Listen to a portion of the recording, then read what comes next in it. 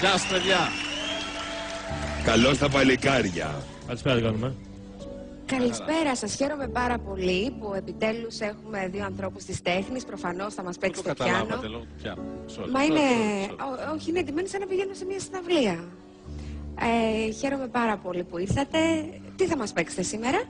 Πρώτα είναι το Godfather, μετά της Carmen. Α, Μπιζέ. Μάλιστα. Και μετά έχουμε επιλέξει το... Τα παιδιά του Πειραιά. Τα παιδιά του Πειραιά. Μπράβο σας. Πολύ Χατζηδάκι. ωραία. Άρα, όπως καταλάβατε, εσείς οι ακαλλιέργητοι, θα ακούσουμε ένα κομμάτι ακάτρεμα, γιατί έχουμε ένα πιάνο, θα μας παίξουν δύο κύριοι, οπότε προφανώς θα ακούσουμε ακάτρεμα. Συγγνώμη, αλλά δεν ταιριάζει με αυτό που θα πω. Είδε ο γύφτος στη γενιά του και αναγάλιασε η καρδιά του.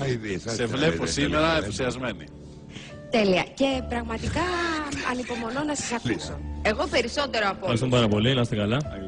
Αρχίζουμε.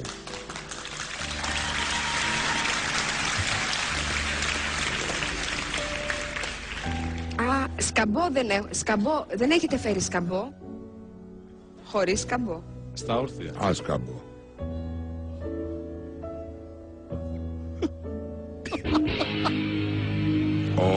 Τι κάνατε?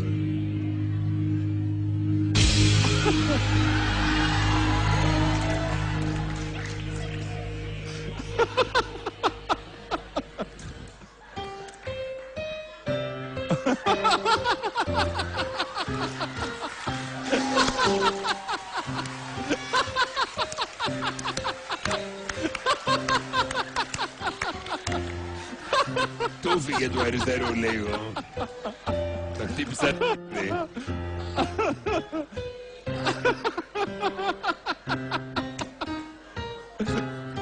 Ευγενία, δεν σε πήγε σήμερα. Ναι.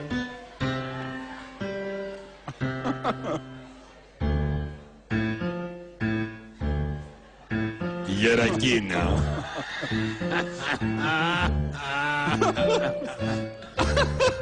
Χορεύετε.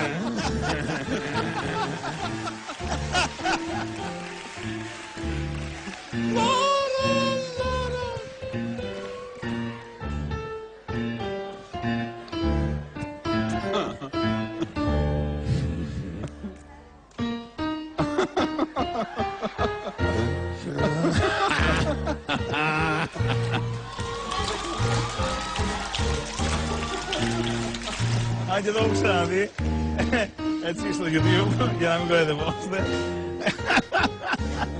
Πολύ καλό και εδώ.